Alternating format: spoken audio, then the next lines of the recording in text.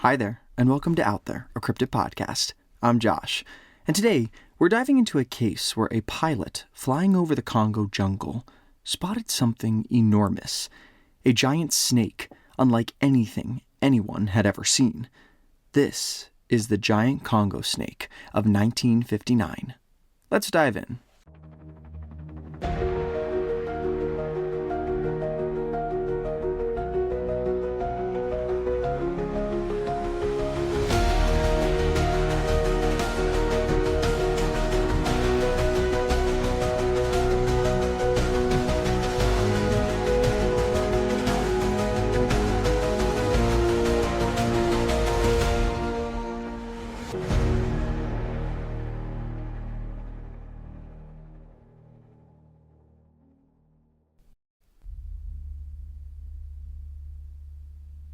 The Congo rainforest is dense, mysterious, and mostly unexplored, a place where the green seems to go on forever.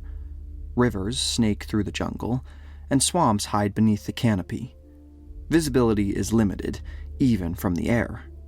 From the sky, it's easy to see how something massive could exist here, and no one would ever know.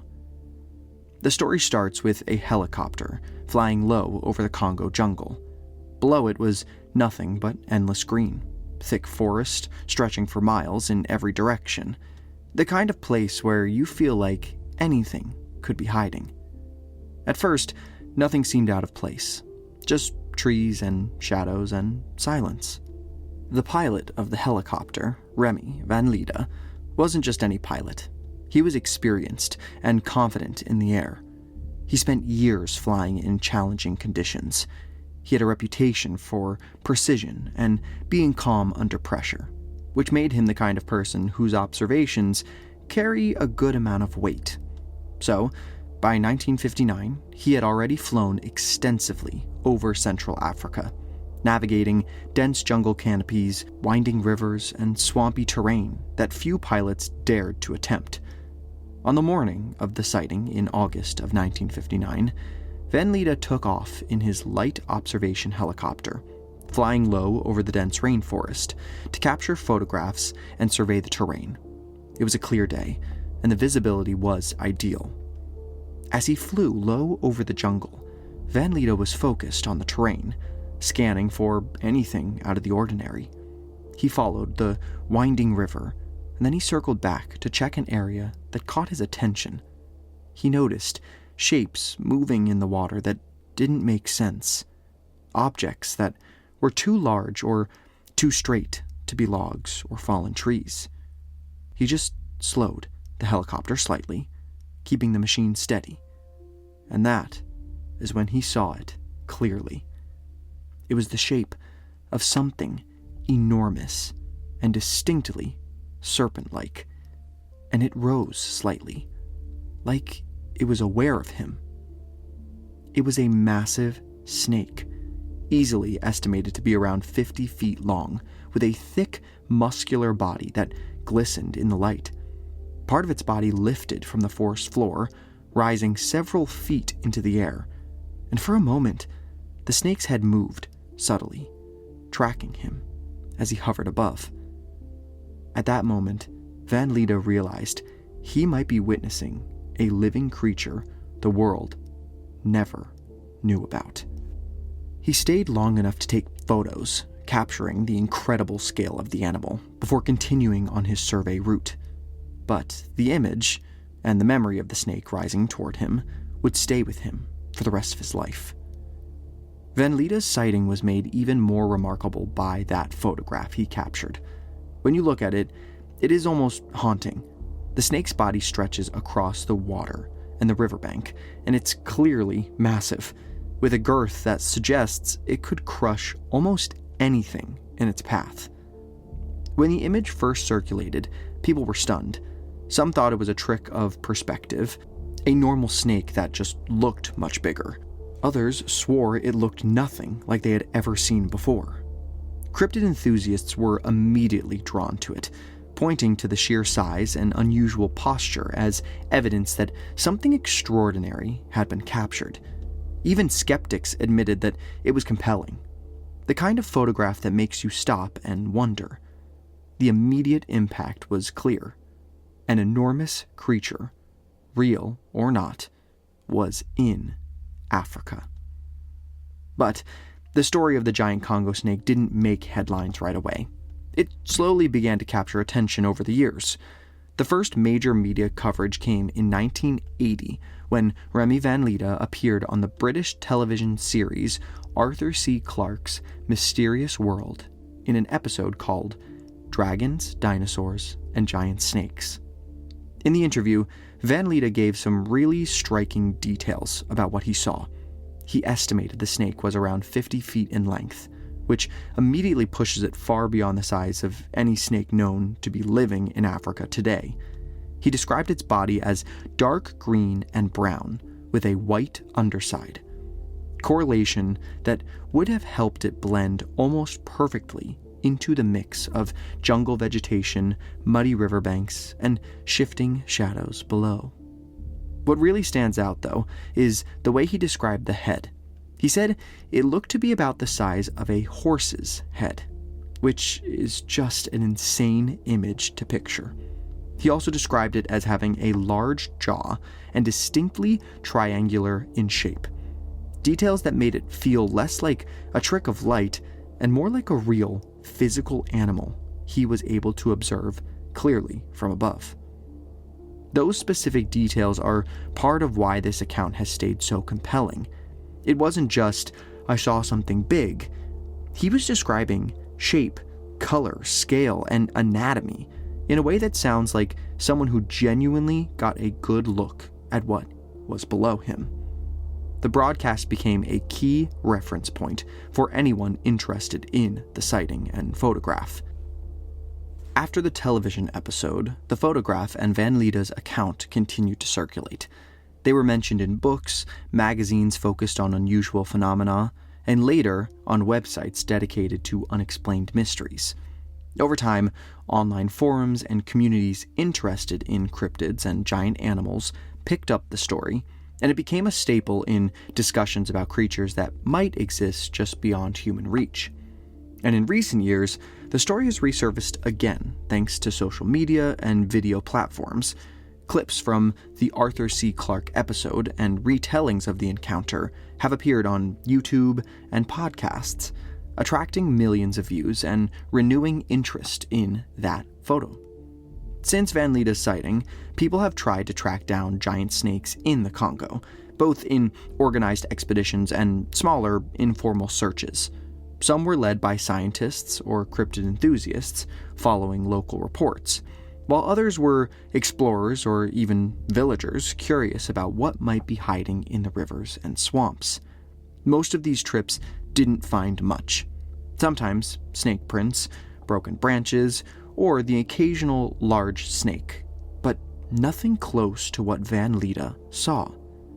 Now, that doesn't mean something like this couldn't exist. The Congo is one of the hardest places in the world to explore. So, a huge snake could spend most of its time in the deeper rivers or hidden swamps and never be seen by humans. Scientific expeditions often cover only a tiny portion of the jungle, and large areas have never been properly surveyed. Between the dense terrain and the secretive nature of big predators, it's not hard to imagine how something enormous could remain out of sight. For this specific sighting, the evidence really stops here. One photo, one eyewitness account, and one moment that somehow managed to be captured on camera. But what if what Van Leda saw that day was not just some unusually large snake? What if it was a creature with a history? Something that had already existed in the stories and beliefs of the people who knew these rivers best. Because in this part of Africa, the idea of a massive serpent in the water is not new at all. In fact, one of the most powerful legends in the region is the story of Nyami Nyami. Nyami Nyami is a powerful figure from the folklore of the Tonga people who live along the Zambezi River in what is now Zambia and Zimbabwe. Nyami Nyami is more than just a creature in a story. To the Tonga, he is the river god, a spirit that lives in the water itself, a being with a long, serpent-like body and the head of a fish, but sometimes described with features that make him almost dragon-like. He is seen as the guardian of the Zambezi, the force that controls the river's life and flow, responsible not just for the bounty of the waters, but for the very fate of the people who depend on it. But the most interesting part of this creature's legend centers around its home in the Kariba Gorge, a deep stretch of the Zambezi that became the site of one of the largest engineering projects in Africa in the 1950s. For generations, the Tonga lived along the riverbanks in peaceful isolation, building their homes and lives around the rhythms of the water. In their stories, Nyami Nyami and his wife lived together in the depths of the river. In some accounts, she is described as a mermaid-like spirit. Then came the construction of the Kariba Dam, which was a massive project that would create Lake Kariba and provide electricity far beyond the region. The Tonga people were forced from their ancestral lands, their homes, and sacred places flooded as the waters rose. In the oral tradition of the Tonga, Nyami Nyami was furious. The dam wall physically separated him from his wife, trapping him on one side of the river and leaving her on the other. The story goes that his grief and anger caused floods, storms, and disaster during the project, events that seemed impossible to the engineers at the time. Rivers swelled, equipment was destroyed, and workers died in sudden floodwaters that locals interpreted as the river god attempting to break through the wall that stood between him and his mate. And what makes this part of the story so compelling is that there is real history behind it. During the construction in the late 1950s, catastrophic floods actually did hit the site. Not just once, but in back-to-back rainy seasons. These floods destroyed equipment, damaged parts of the unfinished dam, and even killed workers, with the official death toll during construction reaching 86 people. What made it even stranger was that engineers reportedly believed the first flood was the kind of event that should only happen once in 1,000 years, only for another, even worse flood to strike the following season. From a scientific perspective, this can be explained by rare extreme rainfall and the dangerous river conditions in the gorge, but for the Tonga people, it was a powerful confirmation of what they already believed. Nyami Nyami was angry, and he was trying to reunite with his mate. Some fishermen and elders have passed down personal accounts of seeing strange movements in the Zambezi's deep waters, shapes beneath the surface that defy explanation, and moments when the river's behavior felt almost alive. While these are all oral testimonies rather than documented sightings, they are woven into the cultural memory of the region, and many locals insist that not all of these stories are just old myths. In Tonga art and ritual, Nyami Nyami lives on in carvings, pendants, and ceremonies meant to honor the river's spirit and ask for his protection. Even today, Lake Kariba is a peaceful place where the legend refuses to fade, a reminder that in the deepest waters, ancient beliefs about serpents and river gods still shape how people understand the world around them. While Nyami Nyami is tied to the Zambezi River, the Congo is filled with similar waterways, so even though it is roughly 500 miles apart, it isn't completely out of the question that Nyami Nyami could be the same as this giant Congo snake of 1959. It's possible that maybe this photo is the first piece of physical evidence of this creature that was only told by stories before. However, there's another twist.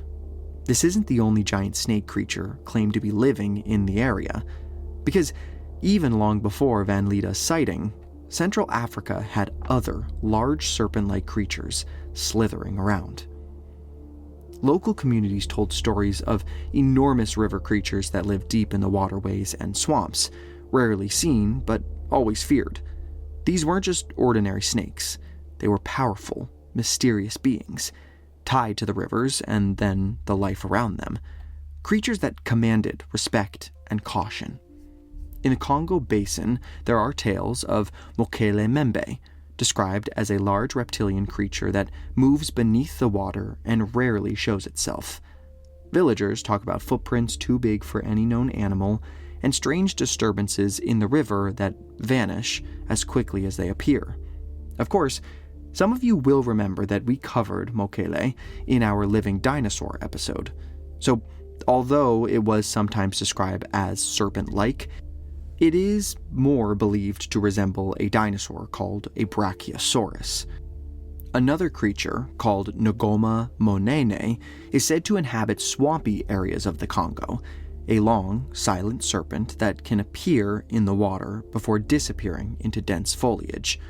This creature was described as a 30 to 40 foot long, sometimes snake, sometimes lizard-like creature, most resembling a Spinosaurus. But these stories have been passed down for generations, often coming from people who know the rivers and forests better than anyone. And while the details change, they all describe something massive, elusive, and unmistakably serpent-like. Even beyond the Congo, African cultures often link serpents to rivers, power, and danger.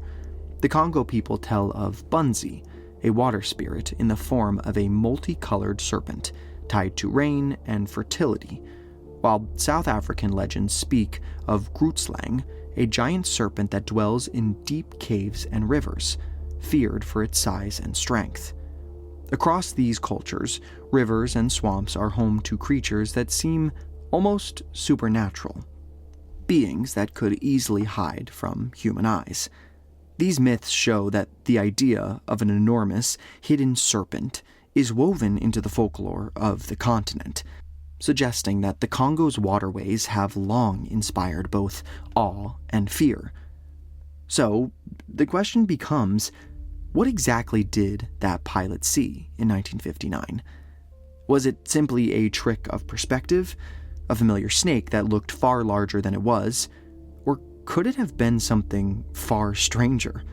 A creature that echoes the enormous serpents of local legend and imagination. I mean, giant serpent myths aren't unique to Africa.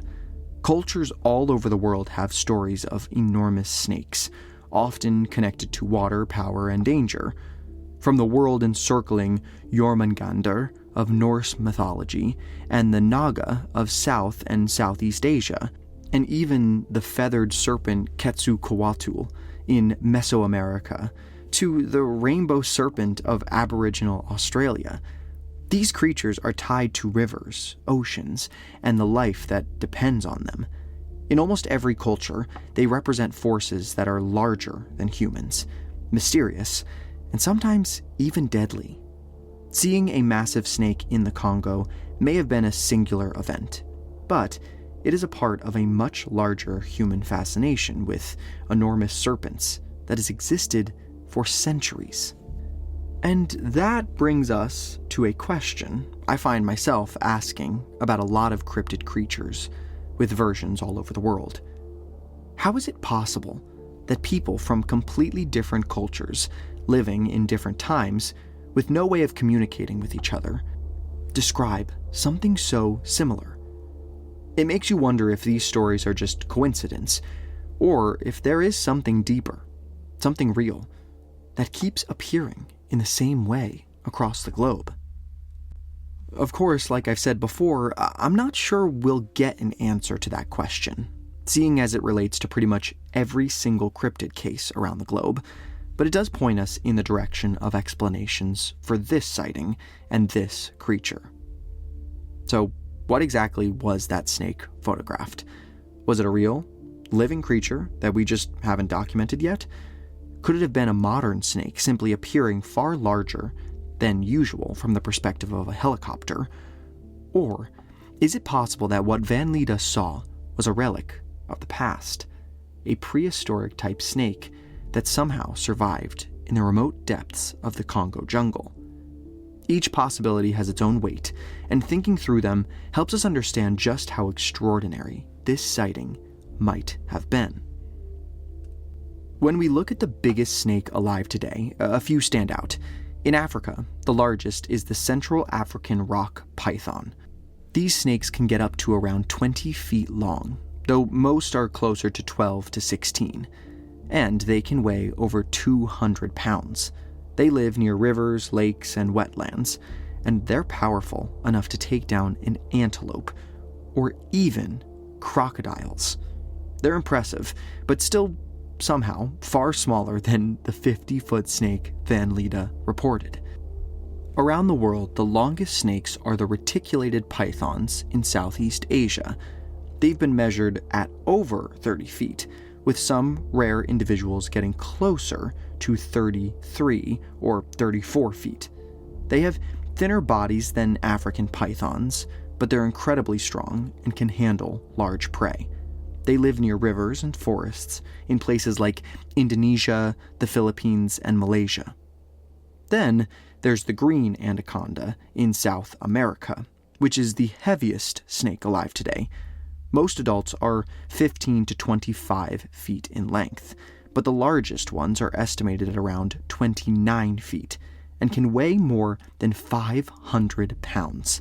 They live in the swamps and slow-moving rivers of the Amazon and are so thick and strong that they can constrict almost anything around them. When you compare all of these snakes to what Van Lida saw, it really puts the sighting into perspective. Even the biggest snakes alive today are only about half the size of the Congo snake in the photograph. African rock pythons set the bar for size in the region, but nothing alive today comes close to 50 feet, and why it still can capture imaginations all around the world decades later. There's also a prehistoric perspective to think about. Fossils of enormous snakes like Titanoboa show that nature has produced animals of this size before. Titanoboa lived around 60 million years ago in what is now Colombia, South America, when the climate was much warmer and could support such massive cold-blooded creatures. These snakes could reach nearly 50 feet in length and had bodies so thick and powerful they could crush a crocodile. Fossils from Titanoboa give us a clear idea of just how big snakes can get under the right conditions. Other prehistoric snakes from different parts of the world also hint at just how diverse and gigantic these reptiles could be. While Titanoboa itself lived in South America, the idea that similar snakes could have evolved or survived in isolated, unexplored regions isn't impossible. Central Africa, with its dense forests, swamps, and complex river systems, is still largely unexplored. In an environment like that, a very large snake could theoretically exist without being discovered. Nature has shown it can create snakes this massive, and in the remote heart of the Congo, something extraordinary could still be out there, no pun intended, hidden from human eyes. At the same time, it's important to remember that we don't have all the answers. Photographs taken from helicopters can make objects look bigger than they really are, and the dense jungle below can easily distort perspective. No one has ever found physical evidence of a snake this size, and Van Lida's sighting remains completely unique. But when you consider his experience as a skilled pilot, the photograph he captured, and the fact that the Congo is still so remote and unexplored, plus add in Nyami Nyami, it becomes one of the more believable cryptid reports out there. It is a sighting that sits at the edge of what we know about the natural world, and the uncertainty is exactly what makes it so fascinating. When it comes down to what I actually believe, I'd say I'm not sure I believe this is a real cryptid. I lean more toward thinking Van Lida really did see something extraordinary though, a truly giant snake. I think it could be a species we already know, like a massive rock python that somehow grew way bigger than anyone thought possible. And out in a place as huge and unexplored as the Congo, there are plenty of rivers, swamps, and hidden spots where a snake that size could stay completely out of sight for decades, or even centuries. And you know what I keep coming back to? If the people who live in the jungle, who are out there every day seeing animals most of us will never see, say they see something, I believe them. They know the land and the water in a way most of us never will. And their stories have been passed down for generations.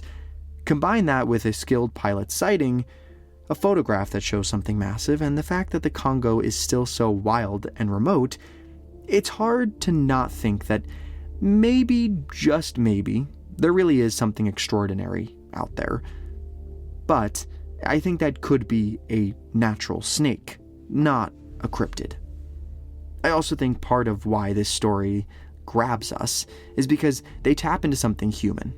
We are fascinated by things we can't see but can imagine. There's always this push and pull between science, which wants proof, and legend, which carries generations of experience and observation. Giant snakes, hidden river monsters, guardian spirits of the water are all stories that sit right in that space. They make us look twice, and make us wonder if the world is far bigger and stranger than we realize. So, what do you think? Is the giant Congo snake really out there?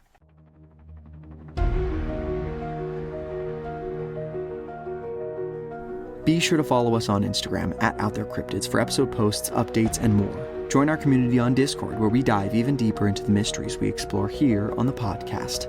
The link can be found on our Instagram. And if you're loving the show, consider supporting us on Patreon.